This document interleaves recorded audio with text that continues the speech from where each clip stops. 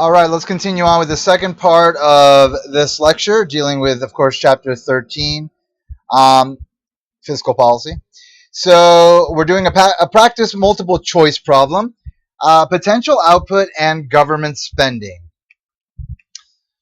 All right, so again, we're talking about how the impact of fiscal policy can differ on overall GDP depending on the channel that is used via either direct spending or through changes of disposable income via increases or decreases in taxes and transfers. So let's look at a problem here. So we're going to assume that the marginal propensity to consume is 0.8 and potential output is 800 billion. If current real GDP is 850 billion, which of the following policies would bring the economy to potential output? So remember, if the current level of GDP is greater than potential output, we are in an inflationary gap, which is the type of output gap that leads to rising prices, which can be problematic over time. And so it's good. And also there's very little natural unemployment. There's the level of unemployment is below the natural rate of unemployment, which means that that there aren't enough people in the employment pool to hire, which means that the demand will outweigh supply, which means wages will rise significantly, which can be a problem again for the overall economy. So again, we're talking about the fact that the economy is in an inflationary gap, and the question is which fiscal policy would bring the economy to potential output? Decrease government spending by 10 billion, decrease government transfers by 10 billion, increase government spending by 50 billion, decrease government transfers by 50 billion. All right, so in this case, we're talking about, again, a situation where the government can either affect the size of GDP via direct spending or through effect on transfers. In this case, again, transfers are payments made to households in which no service or good is exchanged. And so the problem tells us that in the short run equilibrium for this economy is 850 billion, which is above the potential output of 800 billion. So here we have our long run aggregate supply curve, vertical line at potential output, which is 800. Again, that represents the amount of output that would occur in the economy if all prices were flexible rather than having wages be sticky. So again, the difference between the 850 and the 800 is an inflationary gap. So the question is, how do we get the economy back to its long-run equilibrium level? How do we lower GDP by 50 billion? Well, aggregate demand must shift to the left to get us to that equilibrium level. So the question is how much? So we know the multiplier is equal to 1 over 1 minus the marginal propensity to consume. The marginal propensity to consume is 0.8. And so the multiplier is equal to 5 if we do the math. 1 over 0.2 is 5. So the government spending reduction would then, remember, we're trying to get 50 billion in terms of a lowering of overall GDP. So to get to that point, the government could spend directly 10 billion, multiply that by 5, and that'll get us to the 50 billion reduction in real GDP, and that would lower the amount of equilibrium short run aggregate GDP, which would then be equal to the long run macroeconomic equilibrium level of GDP, which then is the point at which the economy is always trying to get to, in which it's not heating up, it's not warming down, it's not cooling down, it's just where it needs to be. So the next question is, would the same effect have been achieved if the government reduced government transfers by 10 billion? So remember, if the government affects transfers, then that the first round of spending is going to be less than if the government were to spend money directly. The first round of spending in the economy, if the government spends money directly, is not subject to the marginal propensity to consume. But if you're affecting disposable income, then the lowering of transfers by 10 billion, which then would then be subject to the consumption function, which is defined by the marginal propensity to consume. So here's our consumption function for the entire economy. We know that because all the letters are capitalized. And we're lowering the amount of disposable income by 10 billion. Remember, disposable income is income minus taxes plus transfers. In this case, we're subtracting 10 billion from the initial level of disposable income. So if we multiply this out here, then we wind up with A plus a marginal propensity to consume times disposable income minus, so you have that minus sign from the 10 billion. You're multiplying negative 10 billion by the marginal propensity to consume. So you wind up with negative the marginal propensity to consume times 10 billion. So if the government reduces spending, then it lowers the spending by 10 billion, and the multiplier is going to be your standard multiplier. If the government reduces transfers by 10 billion, that 10 billion is going to be reduced by the marginal propensity to consume. Part of that money will be saved, and so only a fraction of that 10 billion will actually be reintroduced into the economy, which would then affect GDP. And so if that first round has to be multiplied by the marginal propensity to consume, then essentially the multiplier is for this type of fiscal policy that is sort of indirect, that involves affecting taxes or transfers. It winds up being the marginal propensity to consume over 1 minus the marginal propensity to consume. So it's basically the normal multiplier, which is 1 over 1 minus the marginal propensity to consume, times the marginal propensity to consume. So I just threw that on the numerator there. And of course, because you're basically multiplying the multiplier by a number that's less than 1, then the multiplier is going to be less for the indirect spending than the direct spending, and therefore the total amount of GDP in the economy will be greater due to a direct spending increase by the government to create that positive, that negative demand shock in this case.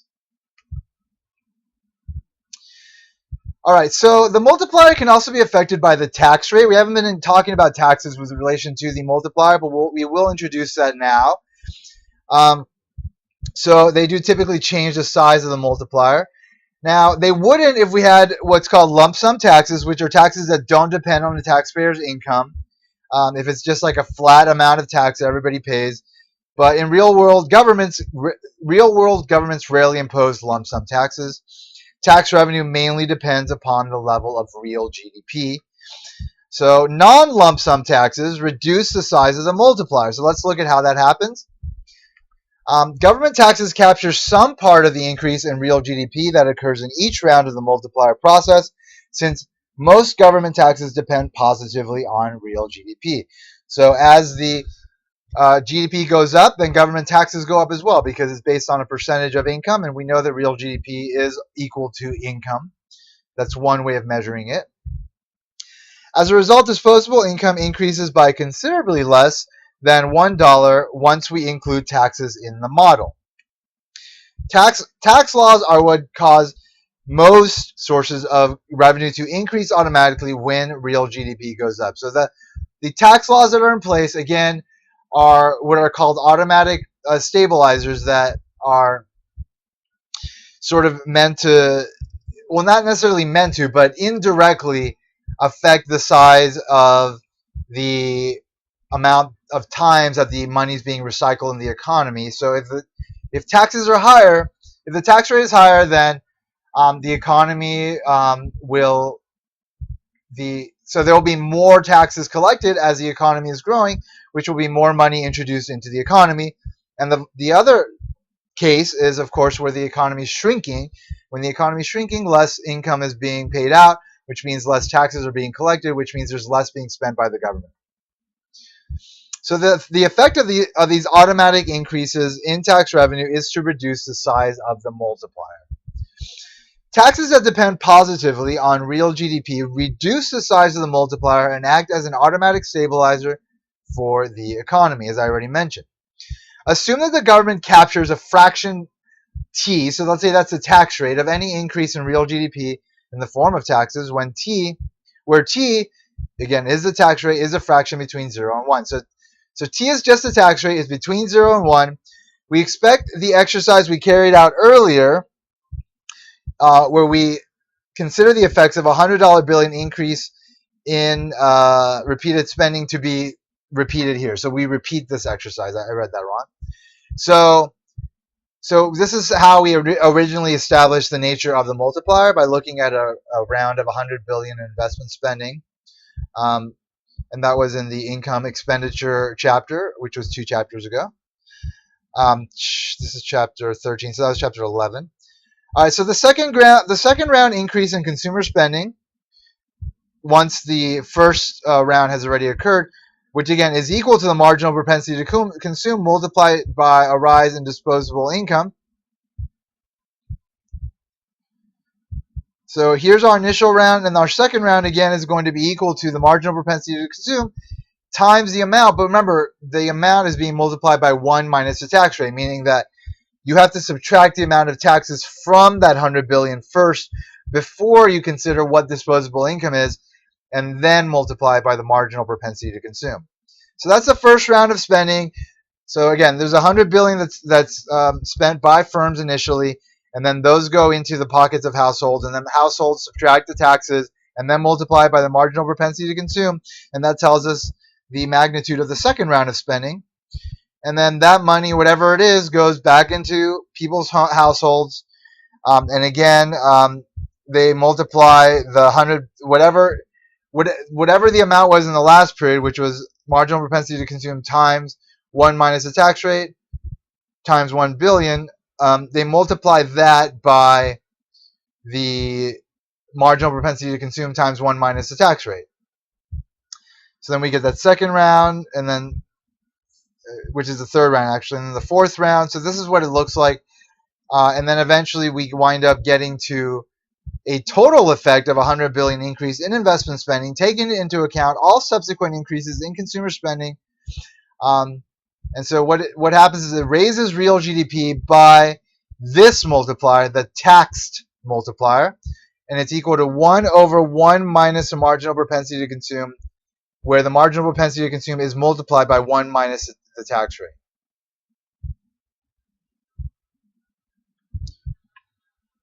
And of course, you multiply that by the 100 billion or whatever it is, the amount you're trying to figure out the final effect on the overall GDP to be.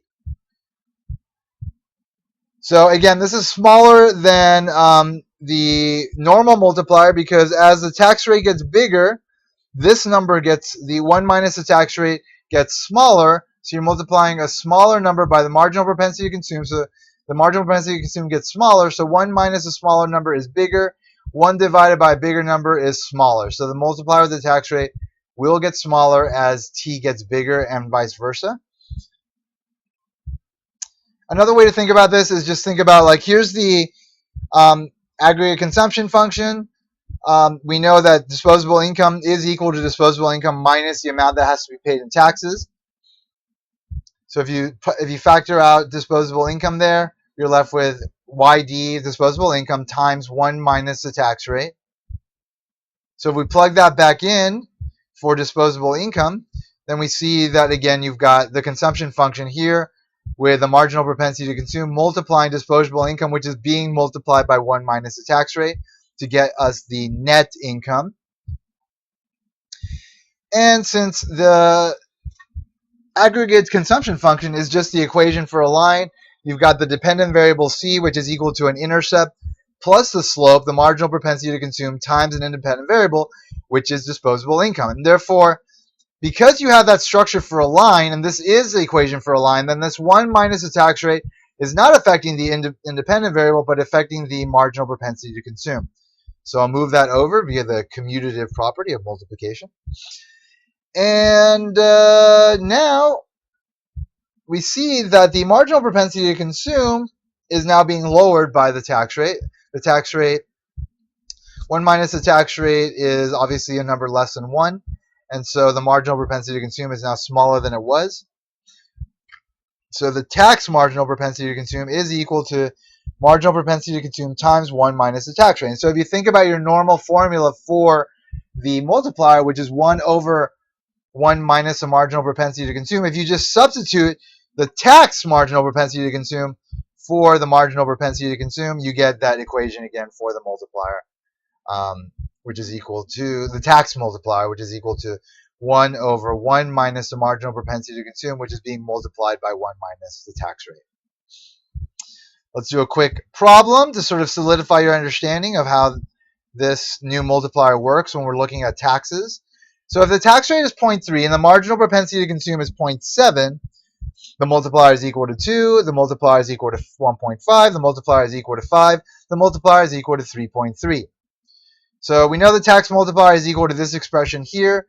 If we plug in the tax rate of 0.3, we wind up with 0.7 for this number here. We plug in the 0.7 for the marginal propensity to consume, so that's 0.7 times 0.7 is equal to 0.49. 1 minus 0.49 is equal to 0.51. 1 divided by 0.51 is roughly equal to 2. So therefore the multiplier is equal to about 2. All right, so many macroeconomists believe it's a good thing that in real life taxes reduce the multiplier because they do help to automatically stabilize the economy, regardless of whether it's growing or contracting. So the same mechanism can cause tax revenue to increase when the economy expands and cause it to decrease when the economy contracts. Since tax receipts decrease when GDP falls, the effect of these negative demand shocks are smaller than they would be if there were no taxes, right? Because if there were no taxes, the multiplier would be larger, and therefore GDP would wind up being a lot smaller when the economy starts to contract. A decrease in tax revenue reduces the adverse effect of the initial fall in aggregate demand. And again, it falls under, therefore, this category of automatic stabilizers, which is the opposite of directly trying to affect the economy via policy. An automatic stabilizer is government spending and taxation rules that are basically laws written into the way that government functions that cause fiscal policy to automatically be expansionary when the economy contracts and automatically be contractionary when the economy expands. The rules that govern tax collection aren't the only automatic stabilizers, although they are the most important ones. Some types of government transfers also play a stabilizing role. Medicaid, food stamps, unemployment are all given out more when the economy is depressed. These automatic changes in transfers tend to reduce the size of the multiplier because the total change in disposable income that results from a given rise or fall in real GDP is smaller. And there's also fiscal policy that isn't the result of automatic stabilizers, and that's the type that we've been talking about, and that falls under the category of discretionary fiscal policy that is a result of deliberate actions by policymakers rather than that of rules. So during a recession, the government may pass legislation and cut taxes and increase government spending. During the Great Depression, the Works Progress Administration, known as the WPA, was created that put millions of unemployed Americans to work building bridges, roads, buildings, parks, etc.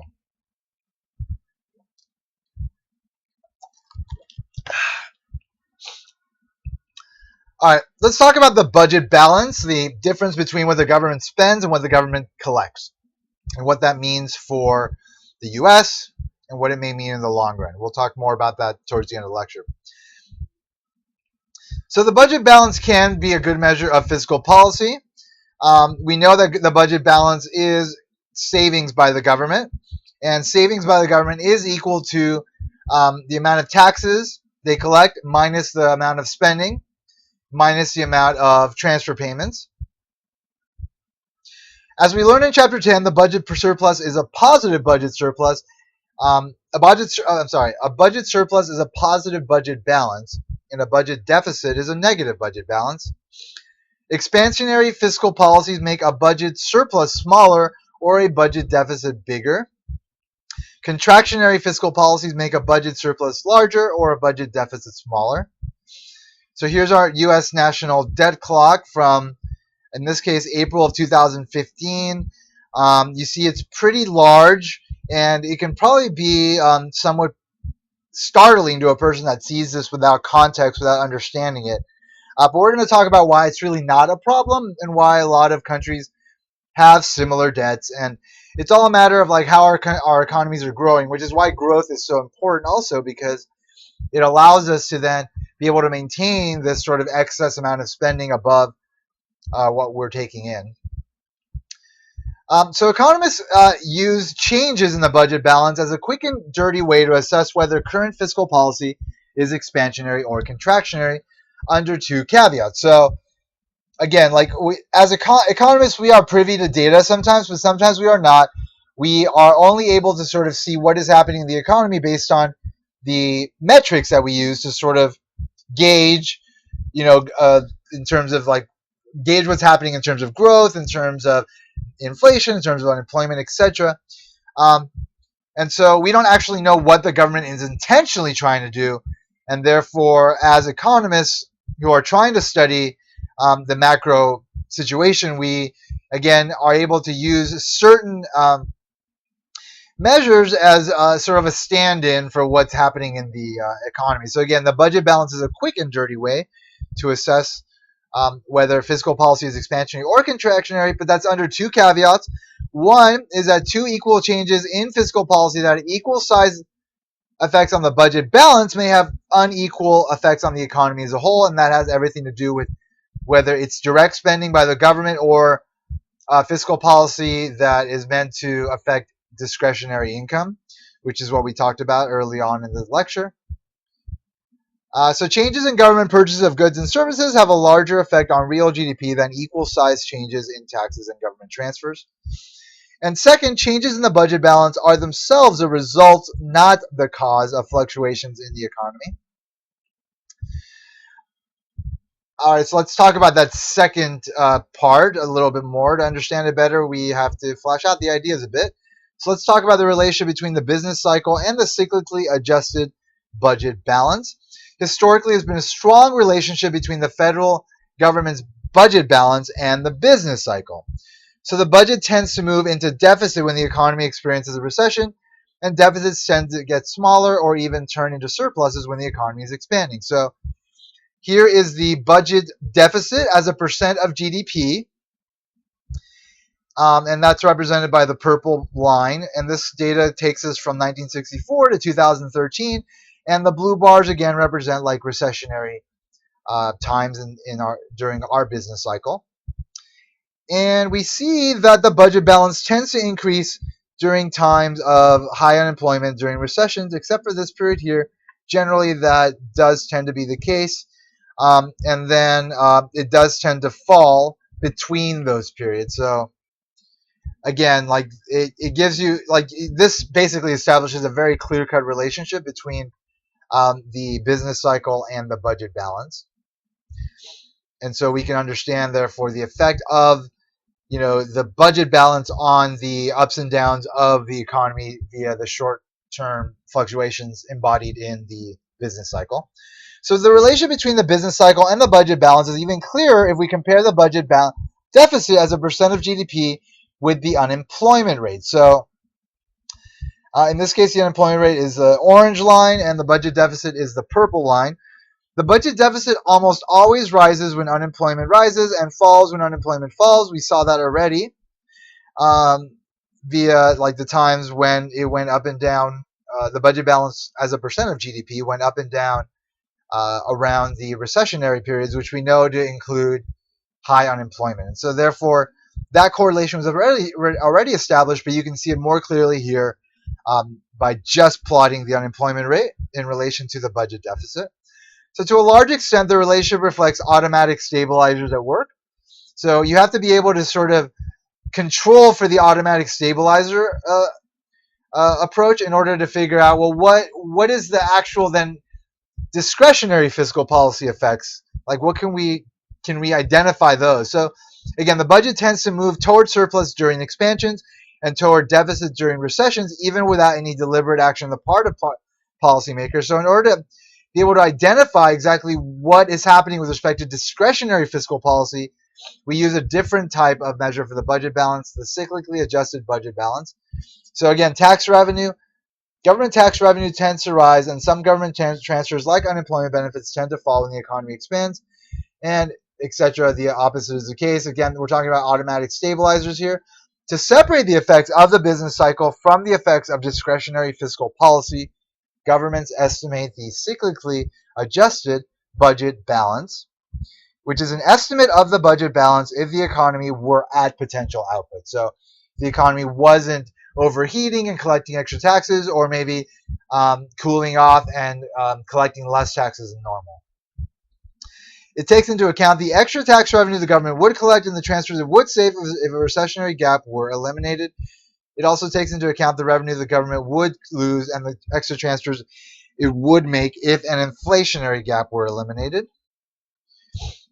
So the figure shows the actual budget deficit and the Congressional Budget Office estimate of the cyclically adjusted budget deficit, both as a percent of GDP from 1964 to 2014. And we can see that it's very close, but the cyclically adjusted budget deficit is a little bit smoother. You'll see a lot more ups and downs here, again, caused by those automatic stabilizers, and the cyclically adjusted budget deficit tends to, again, not fluctuate as much because we're just considering effects of discretionary fiscal policy. Should the budget be balanced? So the question, this is a huge question that is sort of always at the forefront of politics. Should we not spend above our means, essentially? Is a budget balance that's negative bad? If we're deficit spending, is that a bad thing? And the answer is that it depends, of course. So persistent budget deficits can cause problems for both the government and the economy. Politicians are always tempted to run deficits because this allows them to cater to voters by cutting taxes without cutting spending, or by increasing spending without increasing taxes. As a result, there are occasional attempts by policymakers to force fiscal discipline by introducing legislation, even a constitutional amendment forbidding the government from running budget deficits. This was a big trend over the last 10 or 15 years, where there was a budget balance amendment that was trying to be passed. It wasn't passed. Most economists believe that the government should only balance its budget on average, that it should not be allowed to run deficits in bad years, offset by surpluses in good years. That it should be allowed to do this. That's what most economists believe, and it's the right approach. Being forced to run a balanced budget every year, because this would undermine the role of taxes and transfers as automatic stabilizers, is a problem. So this just sums up the basic philosophies behind both sides of the argument. If we require an annually balanced budget and lose the ability to help during a recession, that would be bad. We could wind up in a great depression like we did in the 30s. Could have happened in 2008 if we didn't have our ability to deficit spend.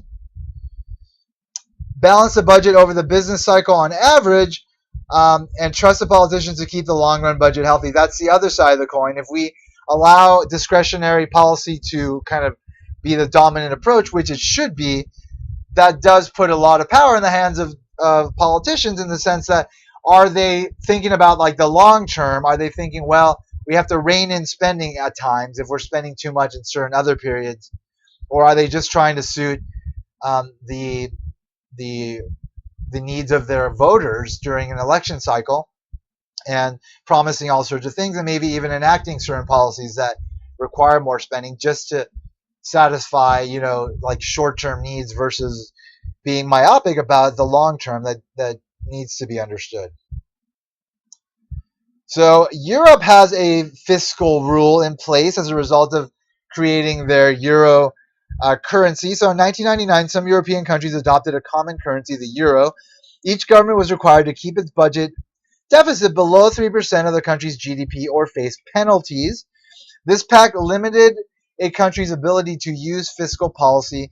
Then, after the 2008 financial crisis, Greece, Ireland, Portugal, Spain, and Italy lost the confidence of their investors, who worried they couldn't pay their debt. Was it too much debt? No, only Greece had a deficit above 3% of GDP. Ireland and Spain ran surpluses. So this whole situation is an interesting situation because it's a very unique sort of political union that's been established. political, economic and political union that's been established in Europe, um, that kind of like restricts the individual sovereign nation's government from having as much power as it needs to, and that's been a problem in this whole situation. So let's talk about long run implications of fiscal policy, and we'll talk about this issue with Europe a little bit more. So in 2009, the government of Greece ran into a financial wall. The Greek government was running a large budget deficit, which meant that it needed to keep borrowing more funds, both to cover its expenses and to pay off existing loans as they came due. So if you are in a position where you're taking out more loans to pay for loans and taking out more loans to pay for other stuff, that is a pattern that will eventually wind up bankrupting you. By 2009, most investors had lost confidence in Greece's financial future and were no longer willing to lend to the Greek government. So the Greek government, so here's the the interest rate on the 10-year bond. Again, bonds are promises to pay back. They're loans. If you buy a bond from the government, they owe you money on top of interest. And when governments need to borrow, generally, markets will sort of ascertain how risky the borrowing is. Are the governments going to be able to pay back? And if it's too risky, then the markets will demand higher interest rates. And so when that happens, the governments need to pay those higher interest rates. And if they don't, then they don't get the loans and they can't pay, and then they become insolvent. So here's Greece, and you see that during this time period, post-2008, which is a very turbulent time period for the entire world, but certainly for like the countries that were worse off in the Eurozone, that were restricted by their ability, by the European currency rules that governed their ability to use their fiscal policy with flexibility. That was a time when countries needed to have that kind of autonomy, ability to work independently, but Greece and some of these other countries that were in bad positions, Ireland, Spain, their fiscal policies were again restrained, and so the only thing that Greece could do was like increase their bond yield, the interest rate on their bonds, in order to assuage the fears of investors. And so they did that, and that put them into an even bigger hole. So those few who were willing to lend demanded very high interest rates to compensate them for the risk of loss. The result was that Greece found itself unable to borrow more from private lenders. It then received emergency loans from European nations and what's called the International Monetary Fund, which is this organization that was developed like post-World War II, that is this like international organization that is meant to give loans to countries that need them when they're in trouble. And you have a lot of countries that are part of the International Monetary Fund that put money into the International Monetary Fund in order to make it solvent, in order to allow it to do what it has to do, because there can be what's called a contagion effect easily. If one particular country starts to fall apart, that could affect other countries' economies. And so organizations like this are meant to stave off that kind of like problematic behavior that has that snowballing effect. But they tend to have like really high conditions on their loans, the International Monetary Fund, which are generally referred to as austerity conditions, which are limitations on how much the governments can spend on their social programs. And we're talking about a country here, Greece, that was very socialized, is still very socialized, but they have a population of people that are very used to depending on these programs. And when you take them away from them, it becomes very painful, especially during a hard economic period like the one they were experiencing. So again, there was massive social unrest. You may have remembered there were a bunch of riots in the streets, etc. By mid-2014, Greek borrowing costs had fallen sharply, though. This reflected a growing sense that Greece would stay the course on spending despite the huge suffering. They were willing to stick to their austerity measures, even though it was very politically unpopular, and there are a lot of people had to resign as a result of implementing these. But that was the way to get it worked out. So then the next question is like, are we like Greece and are other countries like Greece? Like, are we spending too much? Can we potentially fall into the same situation? So for historical reasons, the U.S. government does not keep books by calendar years. They run what's called a fiscal year. It runs from October 1st to September 30th, and is labeled on the year that the calendar ends. The calendar year ends. Um, and then the debt is known as public debt. It's held by individuals and institutions outside the government in the form of bonds. And we know that deficit is the main difference between the amount of money a government spends and the amount it receives in taxes over a given period. At the end of 2013, the federal government had public debt of 12 trillion or 12% of GDP. The figure shows the net public debt of a number of rich countries as a percent of GDP at the end of 2013. So the net public debt is basically the public debt minus the amount of the value of the assets of the country. So you have, like land, whatever it is that a government owns, that can be netted. That can be netted from the debt. And so that's the number you're looking at here. So again, the figure shows the net public debt of a number of rich countries as a percent of GDP at the end of 2013. We see that we're pretty much towards the middle or the bottom of this percentage, again, which is debt as a percent of GDP. We see that Greece is super high, not surprising. Japan's second. Japan's had a very turbulent, like 30 years. And then we have a few other countries, Portugal, Italy, Ireland, those that were most uh, uh, had the biggest problems during the the 2008 financial crisis. Post that, the storm that followed that, and then we are kind of in line with France, the United Kingdom, Belgium, um, except those countries tend to spend more of their money on social programs, whereas we spend a lot of our money on military. Um, and then you have some countries below us. You even have Norway, which is like a negative 201%, meaning that they don't owe money, they save money. And the reason for that is because they're a very rich country. They have a lot of natural resources that allow them to have huge amounts of income coming into the country um, via resources that are owned by the government, which then is put into what's called a sovereign debt fund, which is just a national like fund that's then used to invest in other opportunities that can grow. And Norway is very good at that, and they obviously are benefiting from it. All right, so let's talk about problems with rising government debt. So there's two reasons to be concerned when a government runs a persistent budget deficit. One, when the economy is at full employment, the government borrows funds in the financial markets, and therefore it's competing with firms that plan to borrow funds for investment spending. So they do what's called they crowd out private savings, private spending. And also, today's deficit, by increasing the government debt, places financial pressure on future budgets.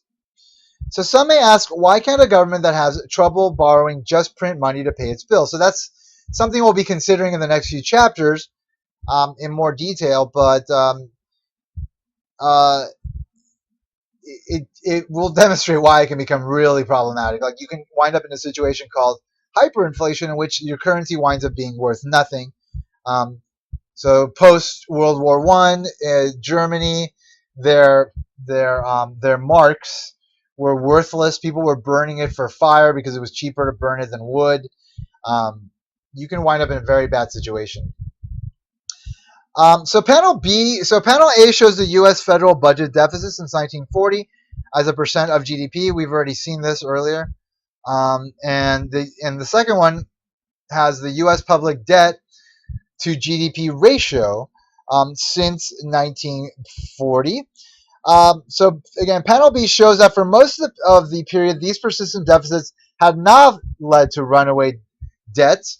So even though we had like high deficits in 1940 through 1950, the middle of well, that was obviously World War II period. That was like a huge amount of spending that had to be incurred in order to beat the Nazis and the Axis, all the Axis powers.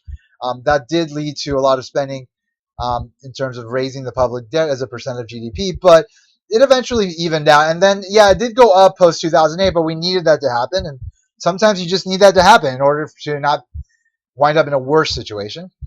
So to assess the ability of governments to pay their debt, we use the debt to GDP ratio rather than the straight just like debt um, amount, just looking at the debt amount, because you can't look at numbers in a vacuum. Like you have to think about like, well, what's going to be coming in?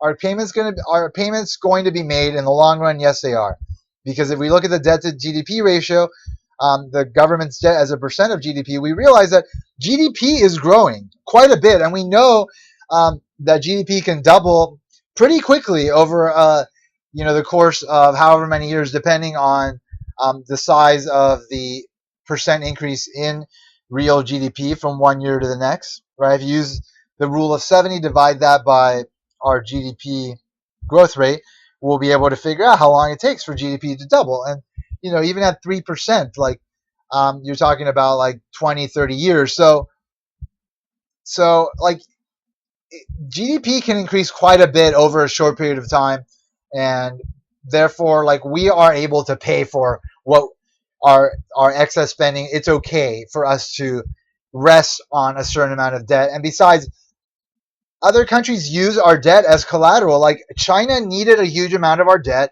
as assets to be able to just have it in their vault, so that investors around the world know that they have assets that they could fall back on in case everything falls apart in their country, in case their currency falls apart. Like they'll be able to pay out debt with our bonds that have value, that are secured by our government, which is at this point ironclad. So again, we use this measure because GDP, which measures the size of the economy as a whole, is a good indicator of the potential taxes the government can collect. If the government's debt grows more slowly than GDP, the burden of paying that debt is actually falling compared with the government's potential tax revenue. Although the federal debt grew in almost every year, the debt to GDP ratio fell for 30 years after the end of World War II. This shows that the debt to GDP ratio can fall even when debt is rising, as long as GDP grows faster than debt. And finally, let's talk about these other liabilities, which are sort of like our promises to pay for social programs into the future. So implicit liabilities are spending promises made by governments that are effectively a debt, despite the fact that they are not included in the usual debt statistics. The largest implicit liabilities of the U.S. government arise from two transfer programs that principally benefit older Americans, Social Security and Medicare, which we talked about in this chapter. So these programs represent a future debt that must be honored, even though the debt does not currently show up in the usual statistics. So here we have the Congressional Budget Office projection into the future of Medicare, Medicaid. We see Social Security is actually pretty stable, but Medicare and Medicaid are going up as a percentage of overall spending. The Congressional Budget Office projects spending on Social Security will rise substantially over the next few decades, and spending on the three healthcare programs will also soar. But this is not a cause for concern, folks. The government will figure this out. We'll tweak some spending in certain areas in order to make sure that that these funds are solvent, and it'll be taken care of. The any kind of fear that there is of these programs not being solvent, not being able to pay out in the future, are purely mediated propaganda by interest groups that are interested in privatizing these funds because they can benefit from privatizing them.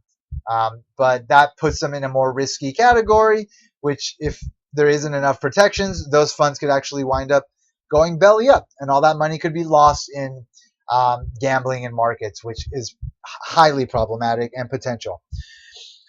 All right, folks, we are done with this lecture, and good luck on the second exam. Goodbye.